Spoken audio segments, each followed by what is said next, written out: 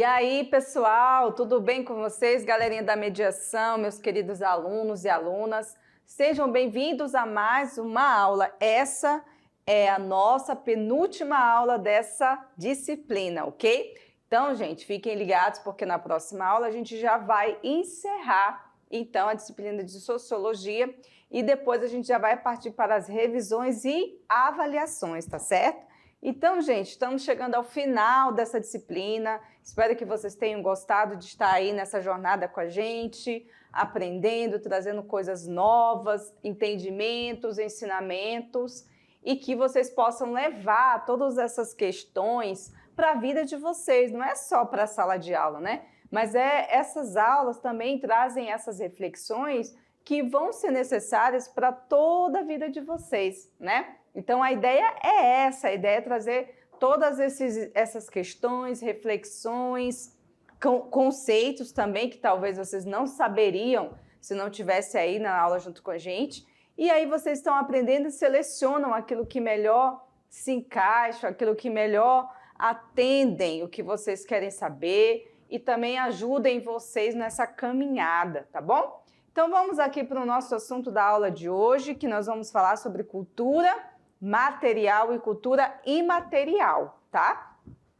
Gente, seguindo essa aula aqui, ela é uma aula que acompanha aquelas outras aulas que a gente teve, né, na aula anterior, que falava sobre o aspecto da cultura.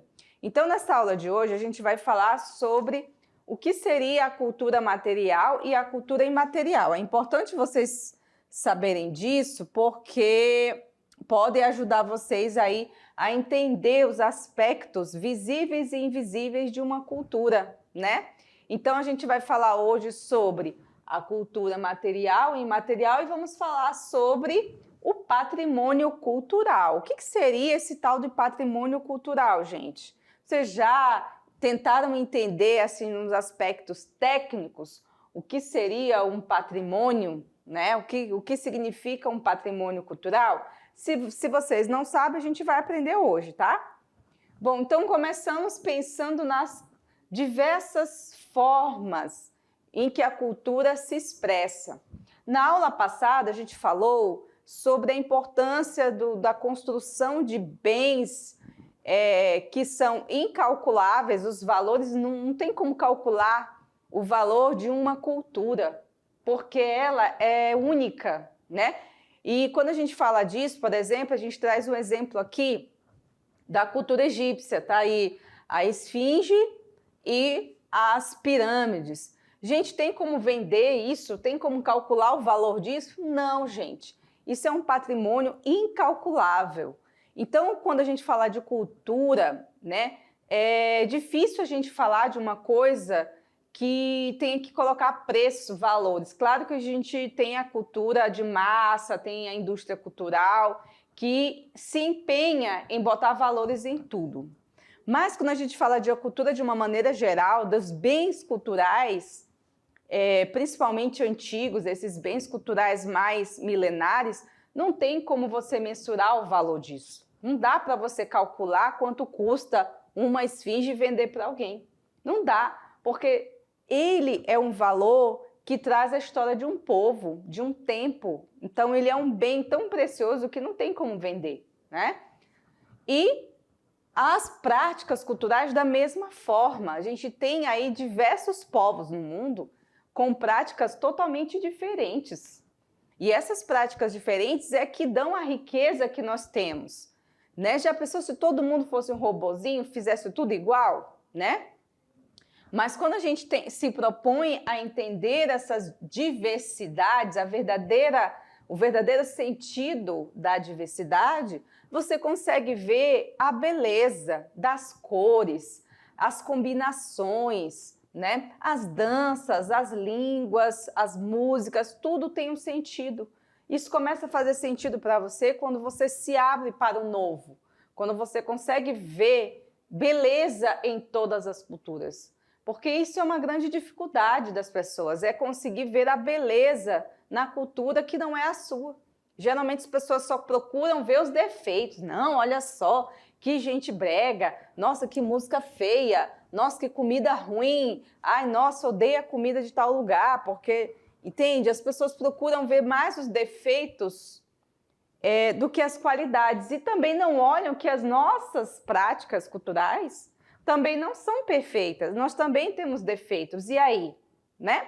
Então a ideia é que a gente possa olhar o outro e ver essa beleza também na cultura do outro. E a cultura, ela pode ser representada de diversas formas, né? Tanto material como imaterial. E aí a gente vai entender o porquê que se dividiu entre essas duas maneiras de expressão da cultura, né? A cultura que você pode ver, que você consegue mensurar, pegar, visualizar, e aquela outra cultura que é aquela que você sente, você internaliza, são as práticas, as histórias, as lendas, né? As danças. Então, existe uma diferença aí entre cultura material, tá? E a cultura imaterial, né? Aqui você vê, por exemplo, né? Eu acho que é o Louvre, lá na França. É essa pirâmide assim toda de vidro, toda iluminada por dentro, é muito bonito, né? E demonstra uma cultura, né? A cultura europeia, traz aí uma mensagem. Então, toda cultura, ela traz uma mensagem dentro de si, né? Seja ela material ou imaterial, ela sempre traz algo para que a gente possa visualizar, refletir, né? Então, a gente consegue entender que existe essas duas culturas, né? A cultura material e a imaterial. Então, vamos começar pela cultura material. O que seria a cultura material? É um conjunto, né? Ela é formada por um conjunto de bens culturais de uma sociedade que são tangíveis. É isso mesmo, tangíveis. Eu consigo ver, eu consigo pegar, visualizar, né? E que exemplos a gente poderia utilizar para falar dessa cultura tangível, né? São as ferramentas, são as construções, os alimentos, os utensílios, tudo aquilo que a gente pode ver, né? A gente pode utilizar como exemplo do que é essa cultura tangível. Então a gente tem aqui, ó, por exemplo, aqui uma imagem que mostra traços culturais, né? Bens materiais que você está aí visualizando, um vaso, sendo um vaso de barro, né? Sendo aí modelado pela mão humana. Isso é um elemento da cultura tangível, né? Da cultura material, porque eu estou visualizando, eu estou vendo a produção, né? Outro exemplo aqui, ó, é uma escultura oriental, né, que você também está vendo, você está visualizando, ele é materializado em uma imagem e você consegue ver, né, talvez até pegar, não sei se é permitido aí, pegar nessas esculturas de um modo geral. São elementos da cultura material. Conseguiram então entender, gente, que há uma diferença? Agora a gente vai ver aqui a cultura imaterial. Vamos lá. A cultura imaterial, ela é composta por práticas. Olha só que você já percebe que há uma diferença. São práticas, representações, expressões, conhecimentos e técnicas que dão a vida às sociedades humanas. Então, está representado por histórias, lendas, mitos, linguagem, né? Sotaques, que mais, gente? Expressões faciais, danças, tudo aquilo que você não consegue, né, pegar, mas sentir, ela é uma expressão da cultura imaterial, tá? E é muito rico, né? A gente tem vários exemplos disso. Como que a gente pode entender a cultura se você também não conseguir mensurar uma forma de cultura que é internalizada e você não pode ver, mas você pode sentir. Isso é muito interessante, né? Muito bem. Exemplos da cultura imaterial. A gente tem, por exemplo, a capoeira. Você conhece a capoeira? Já ouviu falar na capoeira? A capoeira, gente, ela é considerada um patrimônio imaterial da cultura brasileira. assim como as diferentes religiões. Religião também é uma cultura, gente. Não é só uma crença, porque ela acaba adentrando o aspecto cultural, tá? Então, gente, a capoeira, ela é uma luta, uma dança também, que ela veio da África, né? Ela veio junto com os africanos para o Brasil. E aí ela se tornou algo tão presente na nossa sociedade, principalmente ali na região Nordeste, da Bahia, que ela se tornou uma prática dali daquelas pessoas que vivem ali. Então ela se tornou um patrimônio, porque é algo que é uma prática cultural também, né? Ela não é só uma forma de lutar, porque a capoeira também é uma luta, né? Ela também é uma forma de expressão cultural daquele lugar, e é uma expressão imaterial. Tá? A gente consegue, tudo bem, a gente consegue ver, mas ela é uma dança com essa simbologia, né? Então é importante a gente perceber que não só a capoeira, mas também os aspectos das expressões, crenças e religiosas também são aspectos, também são objetos da cultura imaterial, tá bom? Muito bem, gente, então até aí tudo bem? Vocês estão conseguindo compreender a diferença entre cultura material e cultura imaterial? Tá tudo certo? Muito bem, espero que sim. Então a gente vai agora, nesse momento, dar uma paradinha aí na nossa aula rapidinho, para vocês acompanharem comigo aqui um vídeo sobre esse tema, tá bom? E daqui a pouquinho a gente volta para continuar a nossa aula. Então, fique aí comigo e vamos assistir juntos esse vídeo. Vamos lá! Olá! Você aí, sabe o que é cultura? Sabe que existem vários tipos dela na sociedade? Não? Então quem vai te explicar um pouquinho sobre tudo isso é o professor de teatro Chicão Santos. Seja bem-vindo, professor. Opa, muito obrigado. Chicão, vamos começar esclarecendo o que é cultura e como que funciona? É uma coisa só? Existem vários tipos de cultura? Explica pra gente.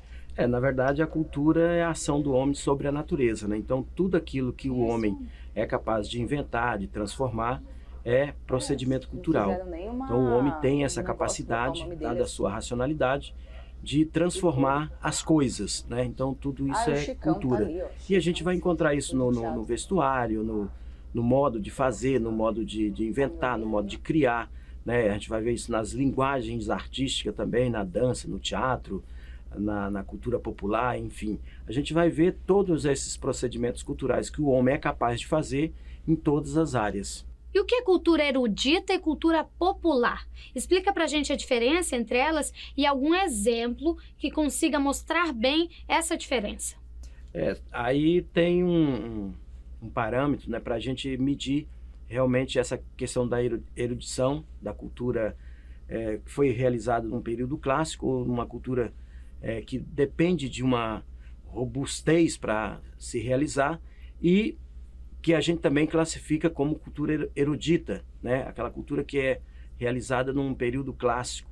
E aí nós vamos ver os grandes compositores da música, né? Vamos ver Beethoven, Bach, e todos esses que fizeram desse período um período de muito estudo, de muita pesquisa, para chegar a esse produto final da cultura. Tanto no teatro também, com as obras épicas. Você vê os grandes textos, né? Até chegando a Shakespeare, mas antes dele tinha muitos outros textos, Sófocles, Édipo, enfim. E a cultura popular não, a cultura popular é uma manifestação espontânea do povo, ela nasce com os jogos, com as brincadeiras, e ali se estabelece. Então a gente vai ver isso na brincadeira de pular fogo, na quadrilha, no boi-bumbá, na folia de rei, em todos os folguedos populares, né? Então nós vamos encontrar essa diferença muito grande. Uma sofisticada, precisa de uma elaboração, precisa de um estudo para se concretizar, e a outra na liberdade da expressão do povo e também das gerações que ali vão sucedendo. E a cultura material e a imaterial, qual que é a diferença entre elas? Aí a gente vai também conceituando a partir também do entendimento do que é o patrimônio material e imaterial. O patrimônio material é tudo aquilo que é edificado, né? Vamos dizer assim, uma igreja, um forte, um conjunto de habitacional, casas que foram construídas num período da história, que estão ali preservadas no centro da cidade. Então nós temos grandes exemplos, por exemplo, São Luís, no Maranhão, uma cidade que tem um conjunto arquitetônico muito importante, né, com obras realmente... Aqui em Porto Velho também a gente tem essa possibilidade com alguns prédios, né, construídos num período neoclássico. Esse fundo aí foi criado, né? Porque dá para ver que não período moderno também, a gente vai encontrar isso na arquitetura. E essas obras, elas formam esse patrimônio material. E o patrimônio imaterial, nós vamos encontrar nas crenças, tudo aquilo que está no imaginário do povo, aquilo que ele faz como um costume e que se transforma nesse lugar da imaterialidade, onde não pode ser tocado, né? Aqui em Rondônia, por exemplo, nós temos um grande exemplo, que é a festa do Divino Espírito Santo, o teatro que se fazia aqui no Baixo Madeira, o teatro de adulto chamado, em que não tem um registro, não tem uma forma de você tocar nele, mas está no imaginário do povo. As nossas lendas, os mitos, então tudo isso forma o nosso grande patrimônio imaterial. Sensacional, muito obrigada. Eu é que agradeço. Para você, boa aula e bons estudos.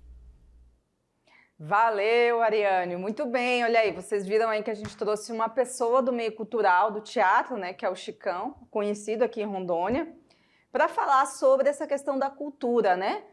A produção cultural, ela é variada, dependendo da sociedade, dependendo do estado em que você está. Então, essa variabilidade, ela vai se concretizando, né, na própria organização dos grupos, né? Dos grupos que fazem parte do meio cultural daquela região. Então, aqui em Rondônia, a gente tem uma categoria cultural, nós temos grupos culturais que estão aí trabalhando, né, buscando o seu lugar ao sol. Os artistas também de teatro, de música, de danças, eles estão aí tentando trazer a sua arte, trazer a sua contribuição para a cultura da região. Então, nós temos que valorizar os nossos artistas, né? Há ainda um pensamento muito antigo de falar que a classe artística são pessoas que não querem saber de trabalhar. Geralmente, quando a pessoa diz que é artista, logo se interpreta que aquela pessoa não deu certo em nada. E se você não der certo em nada, então você vai ser artista. Você vai ser cantor, você vai ser produtor, vai ser do teatro, e não é isso, gente. A classe artística é uma classe profissional como qualquer outra classe, tá? Ela é tão importante quanto qualquer outra classe, né? Há uma importância muito grande, uma necessidade de produzir cultura, né? Então, nós que não somos artistas, no caso eu, não sei, quem está me assistindo aí pode ter muitos artistas escondidos aí nessas salas de aula. Vocês precisam ser valorizados, precisam ser vistos. Há de se ter também uma valorização do próprio Estado para os artistas, né? Com projetos. A gente sabe que para realizar determinados tipos de eventos precisa de dinheiro, precisa de recursos, então tem que abrir para recursos de projetos, para que os artistas também possam ter a oportunidade de mostrar o seu trabalho, né? Então, a classe artística em Rondônia é uma classe que ainda é invisibilizada, né? Nós queremos que esses artistas apareçam cada vez mais, que eles possam ser mais valorizados, né? E que não precise também só sair do estado para poder ser visualizado. A gente pode valorizar os artistas daqui comprando ingresso, indo assistir, compartilhando os seus trabalhos. Isso é uma coisa muito importante, né? Muito bem, então terminando aqui esse comentário, vamos aqui para a nossa parte que vai falar sobre o patrimônio cultural, né? Nós temos aqui uma imagem que é uma imagem muito emblemática, que mostra um patrimônio que muita gente paga muito caro, né, para vê-lo. Por quê? É um lugar que visualiza-se assim, é um lugar de extrema importância, digamos assim, para esse contexto, né? Vocês estão vendo aí que é uma torre, um pedaço da Torre Eiffel, né?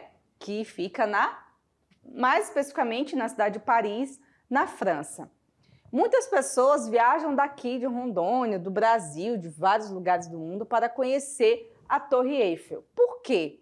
Né? Se você for visualizar assim de uma maneira muito fria, você não vê nada demais, você só vê uma torre de metal num lugar até bonitinho aqui com um jardim. Por quê que ela é tão importante que as pessoas pagam tão caro? Eu nunca fui, mas já ouvi falar que cada andar que você sobe para conhecer essa torre custa um valor. Então, assim, não é você chegar lá em Paris, chegar lá na bilheteria e falar, eu quero comprar um ingresso para subir na torre, não. Não, gente, aqui o negócio é disputado. Você tem que comprar, às vezes, meses antes, tá? Um ingresso, e você tem que pagar conforme quantos andares você vai subir, tá? Não é uma coisa tão fácil assim, não.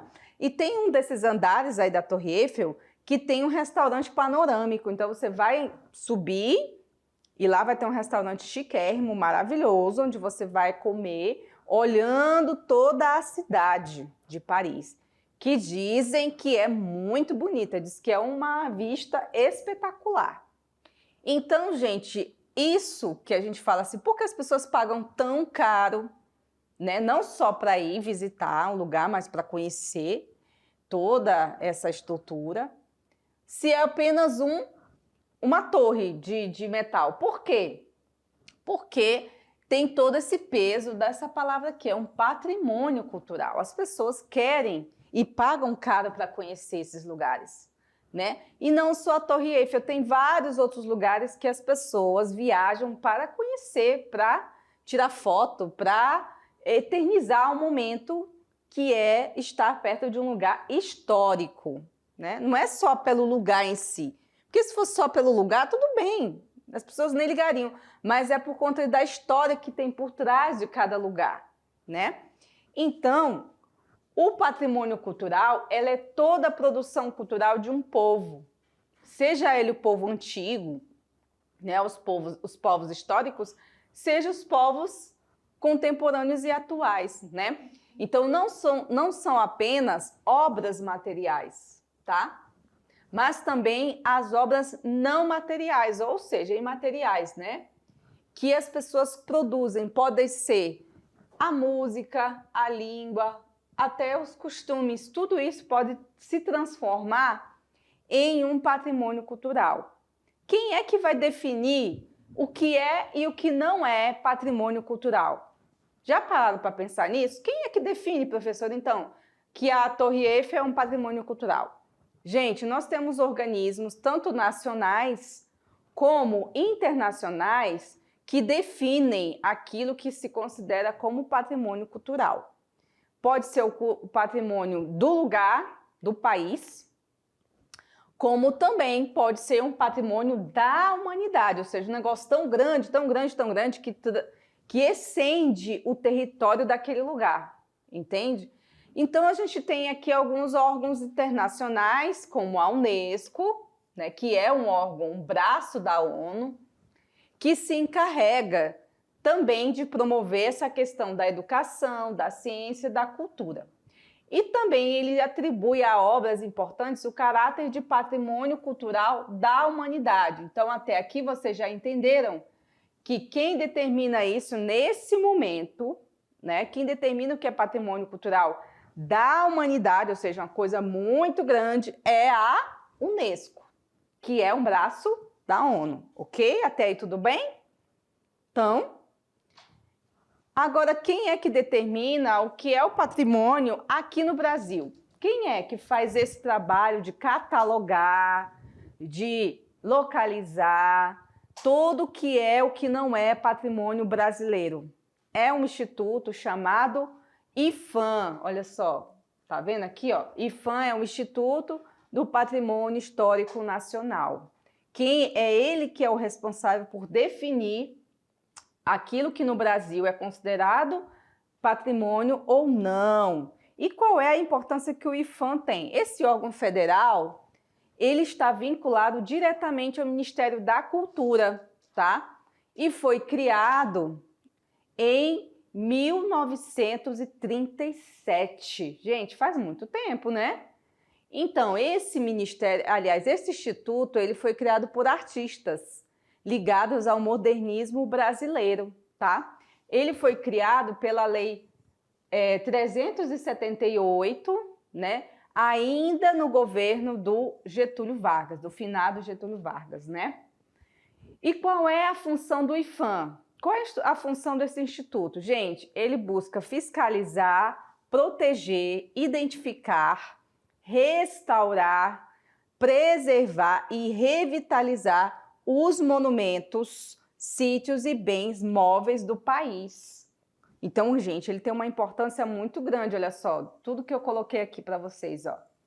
Então, ele vai tanto identificar aquilo que é patrimônio, como se esse patrimônio tiver danificado, ele vai também ser responsável por restaurar esse patrimônio, também buscar sua preservação, revitalizar os monumentos e sítios. Então, assim, ele tem um peso muito grande para o Estado brasileiro, né?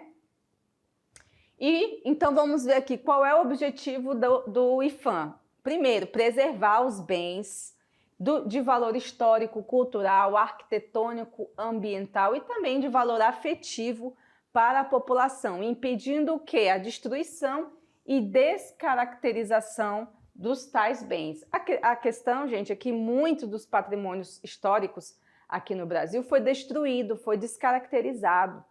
E isso, gente, é uma perda imensurável para a nossa história. Prédios que tinham 100, 200 anos, 300 anos foram derrubados.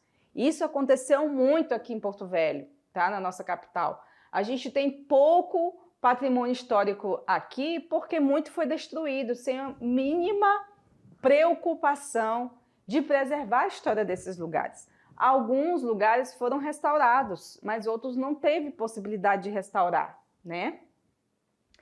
E de acordo com o Porta, o IPHAN, a missão desse órgão, ele é promover e coordenar o processo de preservação, né, do patrimônio cultural brasileiro, tá? Não é o patrimônio geral da humanidade, que quem faz isso é a Unesco, tá?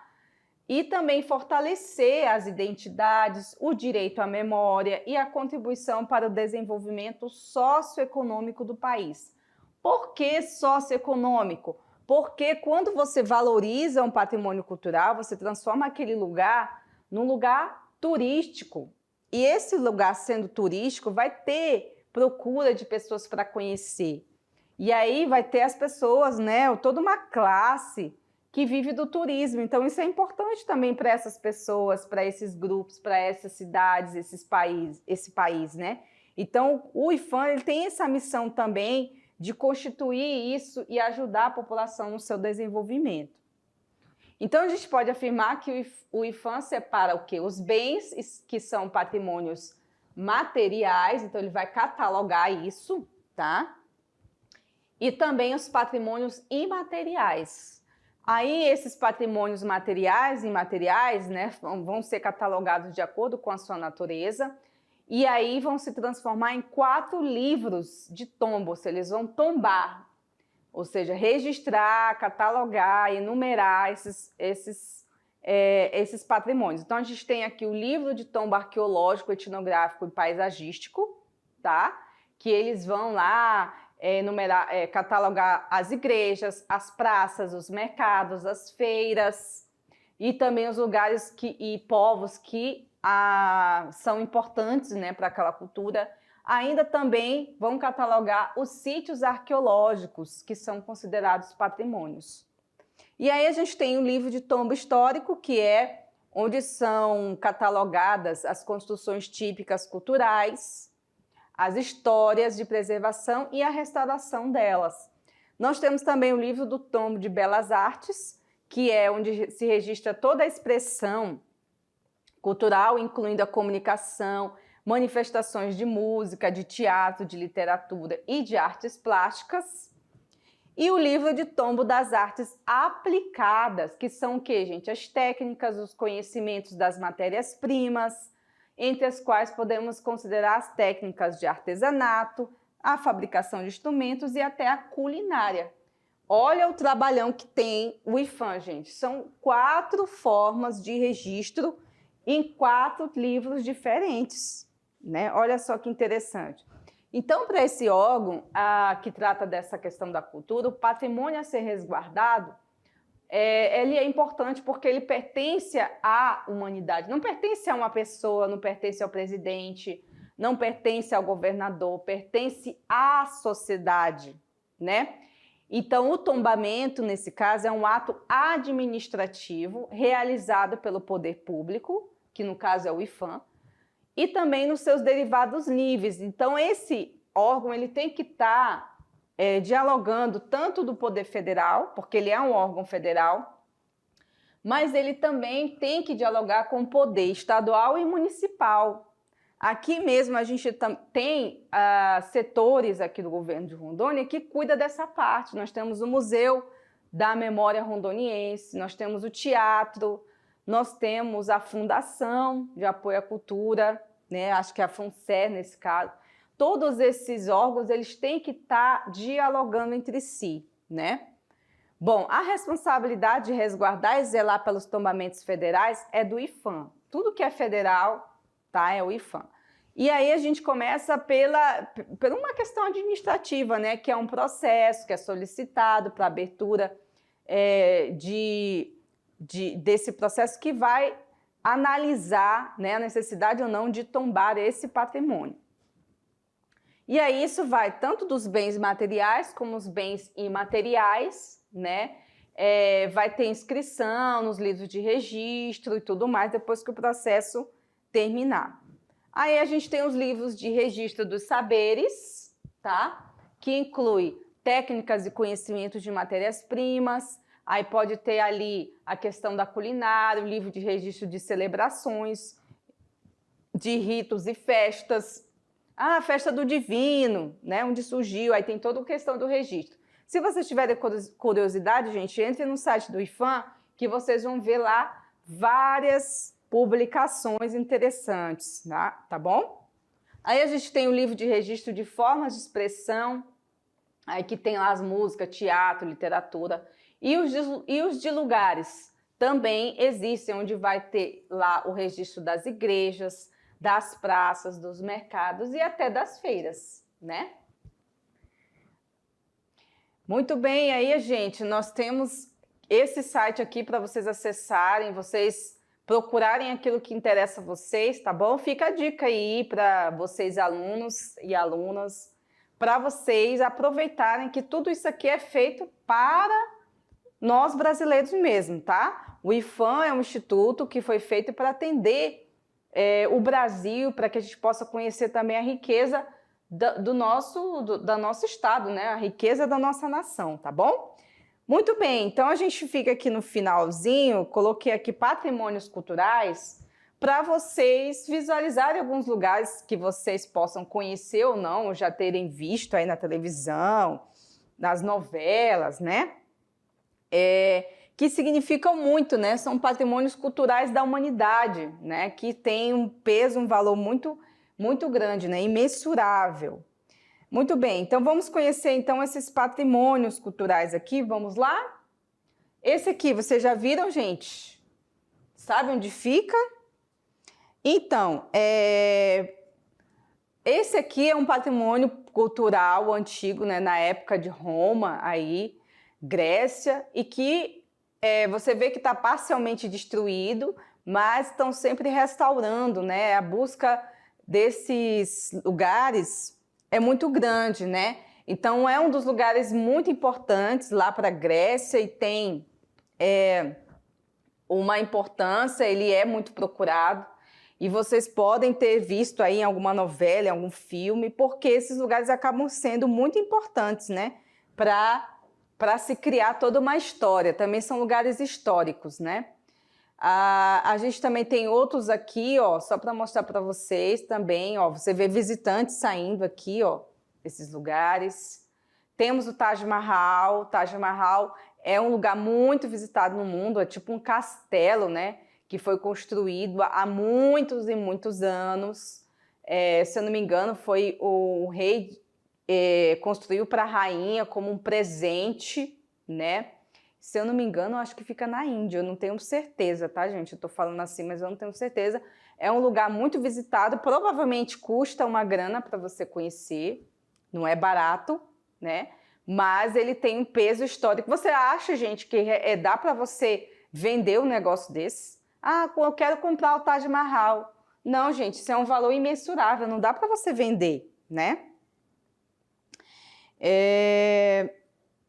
E temos aqui o outro patrimônio cultural aqui da América do Sul, que vocês também já devem ter ouvido falar, que é Machu Picchu, né? E a gente tem aqui, uma construção no meio das montanhas, que foi feito pelos Incas, né?